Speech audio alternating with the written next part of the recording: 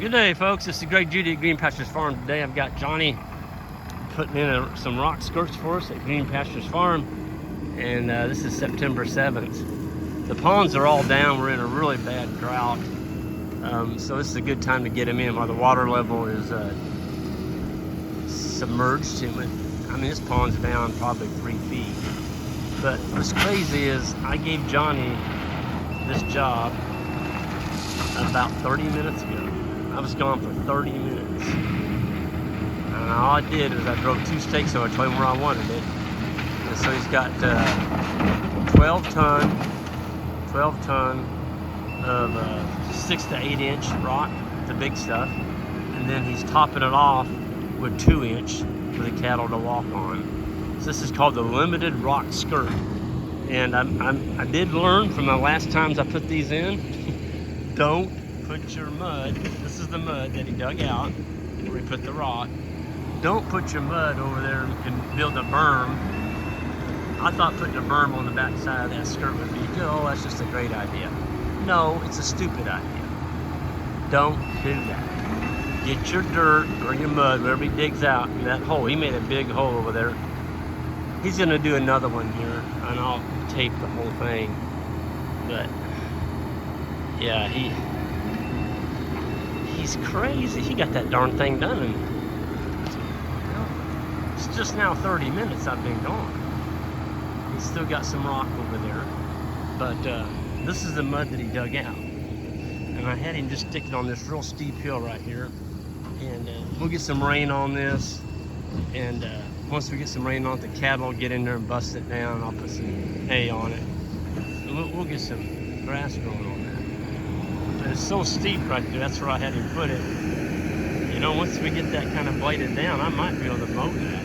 But, I wouldn't want to mow it going uphill, but I can mow it going downhill just to kind of help control some of the brush. There's all the mullein. This is the paddock that we grazed. Remember that? It looked like a forest in here.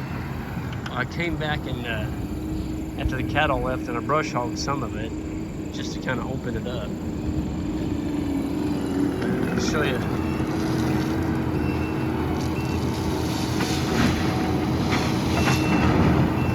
This isn't a real big pond, but it's deep. It's got fish in it. We've got probably 1/4 of an acre right here, something like that.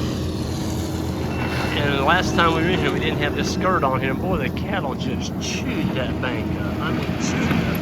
So people say, well, why do you lock the cattle out of the pond? You know, the other place going out in there. If I tried that, I'd end up out there somewhere.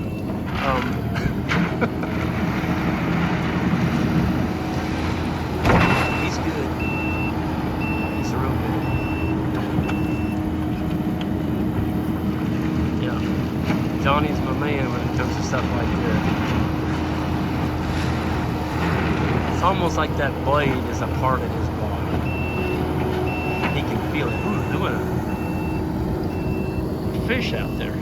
Left a pretty good swirl. There's a pretty good sized bass in here.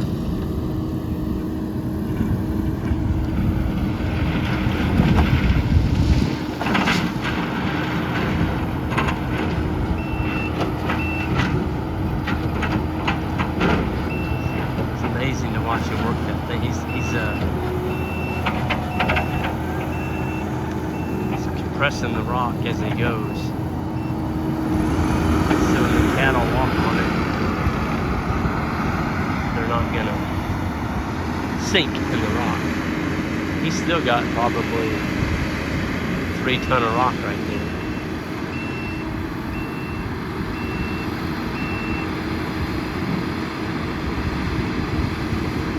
Yeah, that Kubota's doing the job. That's a 95. I don't know if that, I guess that means 95 horsepower. I'm not sure. It's a brute. He used that thing. We did some silvopasture work on a farm, and that was last fall. I saw him take down a sycamore tree with that thing. That sycamore tree was probably 2 foot in diameter and 60, 70 feet tall. And I'm like, how in the world did he get that on the ground? It had a root ball on it that was bigger than that boat. And what he did, he just went around the edges of it and cut the roots. He dug down and cut the roots on that big sycamore. And then he's able to get that blade way up on the top of it. Not the top, but 5 to 6 feet up on it and pushed it over. Got it out of that bottom. And when that sycamore was growing, it killed pretty much all the grass. And the landowner wasn't very happy. Did you see that? There was a clump of dirt sitting on top of that rock, and he just grabbed it. He grabbed at that blade like he took a hand and just threw it after that one. Amazing. Absolutely amazing. If I did that path would look pretty ugly, I can tell you that. There's some heavy-duty rock over there. Oh, we've got a really nice pad there. It's 20 feet wide, and by the time he gets that ramp to the top down into that water, it's going to be about 20 foot long. So there's 12 ton of 2 inch and there's 12 ton of 6 to 8 inch. Some of those rocks in there on that big side, they were probably 12 inches. They were big old boogers.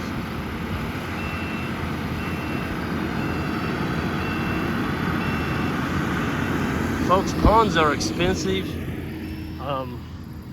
If you're going to build one, don't let your cattle in it. I just got an email from a guy who had a farm that they inherited, and so they got, one pond for a water source, I think a spring on the other end of the farm, and the cattle were in the pond and turned the water green. That's just not a good water source, and it's not healthy for the cattle, and it's not healthy for the pond. And we like to fish our ponds. All of our ponds are stocked with fish. Matter of fact, Isaac and I went the other day to one of our ponds, and man, we cleaned them up. We got some really nice big old bass out of there. Came home and processed them. We're going to have us a fish fry. See, that's the beautiful thing about ponds, is they can also not only livestock water, but if you treat them nice, like cattle in them, pigs or whatever, they're a dual purpose. You can swim in them, you can fish in them, and you can let your livestock drink water from them. So people say, well, great, you're letting them in the pond right there. Yeah, for just a little bit. They don't like it on that rock skirt. They get them a drink and they get out of there. They're not going to lounge around. So we're going to have a hot wire right there where his blade's at, keeping the cattle from walking out in the pond. So there's a big difference. I saw a pond, the guy had 500 head, 500 pairs, and those cattle were swimming out in the middle of this 5-acre lake. There wasn't anything drinking on the edge. They're all swimming to the center of the lake to find a piece of water that didn't stink, didn't taste like manure. He destroyed his 5-acre lake, just not putting a wire up. So, yeah. Go build a 5-acre lake today and tell me what that cost you. It's going to be pricey, and then you ruin it letting livestock in. It just doesn't make any sense, but I see it all the time. I've got a neighbor that built, I don't know what he paid for that dam. I bet it's $100,000. It's a huge dam. Goes way up, big lake, up in these little fingers, and there the cows are. Hot day. One of those fingers are laying out in like a bunch of hippopotamuses. I'm like, what did you do? Spend all that money, and you didn't even put a wire around the water to keep the cattle from destroying your lake. We're not talking about a 1/4 acre, we're talking about a 10-acre lake. It might be 20, it's a big lake. Why would you spend all that money and let cattle just muck it up and destroy it? That's what they do, they're big heavy animals. And you leave them in there day after day after day, that's what they're gonna do. So put a rock skirt on it, put a rock skirt on it. Or when you build the lake, put a pipe in the back. We've got pipes in a lot of our ponds. This is one that, of course, was here when we leased the farm. It doesn't have a pipe in it. That's why we're putting a rock skirt on it. I tell you, I like these. They're quick to put in. You don't have to worry with the tank, no valve. Yeah. they're pretty problem free. You don't have to worry about a valve busting because, you know, there it is. The cows just walk down and get them a drink. It's up to you to move the wire.